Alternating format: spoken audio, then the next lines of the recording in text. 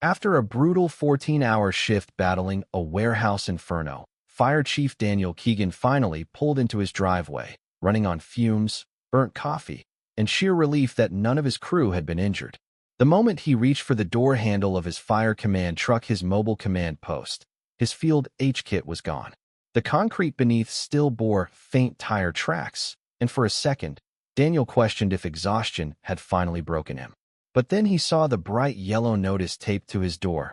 Your vehicle has been removed for violating HOA visual standards. Non-compliant vehicles will be towed at the owner's expense. HOA enforcement. Daniel stared at the notice, barely blinking. That truck wasn't just any vehicle, it was a state-certified emergency response unit stocked with hazard schematics, communication gear, and medical supplies. It had been parked there, legally, for 4 years. But apparently, someone decided it was too ugly for the neighborhood. A slow clap of sarcasm hit him from across the street. Finally, someone's cleaning up that eyesore. A voice called out. He turned to see Regina Myers, the smug, self-appointed queen of the HOA, arms folded like she'd just saved the world. That truck was dragging down property values, she chirped. You're welcome. Daniel's jaw tensed.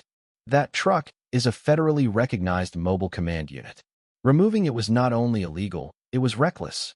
Regina gave a half yawn and muttered, then maybe park it somewhere we don't have to look at it during brunch. Before he could answer, his radio crackled. Chief Keegan, chemical fire at Ridgeview Middle School. Hazmat en route. We need field command now. Daniel's heart stopped. Hundreds of kids, staff, and his command truck, the one that held all response plans, was gone. He bolted to his personal car. Without his truck's long-range radio, laptop, or evac maps, coordinating the scene became a disaster.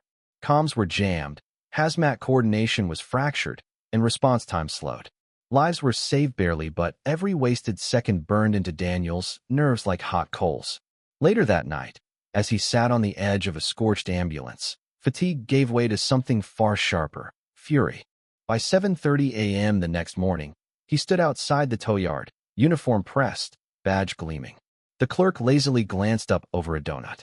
Name: Chief Keegan. I'm here for my city vehicle. That got his attention.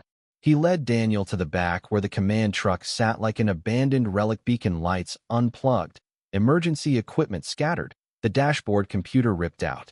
Who authorized this tow? Daniel asked, snapping photos. Some lady. Said it was junk. Daniel took a slow breath. You're going to want to start preparing a legal statement. Back at City Hall, he presented everything to the municipal attorney. She took one look at the photos, the timeline, the yellow HOA notice, and muttered, Good God, that's tampering. A case was opened immediately. Meanwhile, word spread through the neighborhood. Some whispered apologies. Others admitted they were too scared to cross Regina. But Daniel didn't care about gossip. This wasn't about lawn gnomes or mailbox paint. This was about public safety being hijacked by a homeowners association drunk on its own power. That evening, Daniel walked into the HOA meeting in his full formal uniform. The gold braid glinted under the fluorescent lights. He carried a municipal codebook and a stack of evidence. Regina smiled like she was hosting a brunch. Chief Keegan, she said sweetly. So glad you could clear this up. I'm here to clarify, Daniel replied, voice cold, that your board violated 3 state statutes, 2 federal emergency protocols, and directly caused a delay in a school fire response.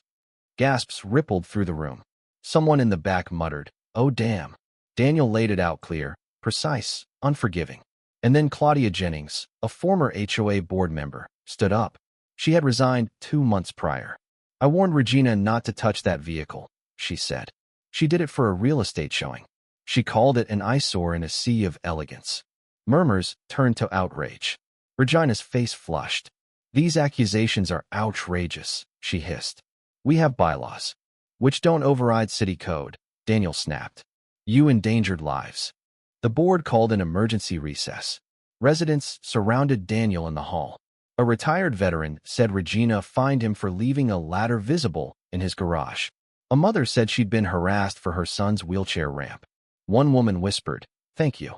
We've been scared to speak up for years. That night, the board voted to freeze Regina's powers pending investigation. But that wasn't enough. Daniel compiled every violation, fire lanes blocked by cars, hydrants hidden behind fake rock walls, illegal fences cutting off wildfire buffers. He submitted the report to the fire marshal. The city froze all HOA construction approvals. Then, an anonymous packet arrived at City Hall, checks written from HOA funds to a shell company under Regina's son's name. Fraud, embezzlement, collusion. Within days, Regina's empire cracked. 2 board members resigned publicly. The city launched a criminal investigation. Meanwhile, Daniel restored his command truck piece by piece. Radios, beacons, hazard maps. But more importantly, he restored trust. The truck was no longer just a vehicle. It was a symbol, and the HOA couldn't touch it again. Not after the city installed a permanent metal plaque at the curb. Authorized emergency vehicle. Protected by municipal law. Regina was eventually charged with obstruction of emergency services and financial fraud. In court, Daniel testified, not as a firefighter, but as a citizen. He told the jury exactly how Regina's decision delayed the school fire response. How one firefighter was injured without the updated schematics the truck would have provided. Seconds matter, he said, and she stole them. The verdict was swift. Guilty. Regina was fined, barred from HOA leadership, and ordered to issue a public apology. The smug queen of manicured lawns stood in front of city cameras and read a trembling statement, her empire in ruins. But Daniel never smiled at her fall. He didn't have to. The community had changed. A new HOA board was elected. Residents finally spoke freely. Neighborhood kids played chalk games on his driveway, drawing cartoon fire trucks labeled rescue.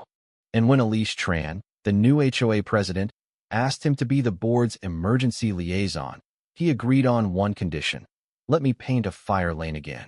And this time, we had a plaque that says why. That weekend, the fire station hosted a community barbecue. The command truck sat proudly on display, fully restored, gleaming in the sun. A little girl approached Daniel holding a hand-drawn picture and said, "Thank you for saving the neighborhood." He took the drawing like it was a medal. Back on his porch that evening, his dog Tank at his feet, Daniel looked at the plaque by the curb and finally felt something return to his chest, not anger, not pride, but peace. He knew people like Regina never really disappear. They lie low, regroup, try again. But now the whole block had seen the truth. And if she ever tried to rise again, they'd be ready. Because this time, they weren't just residents. They had a fire chief on their side, and his truck wasn't going anywhere.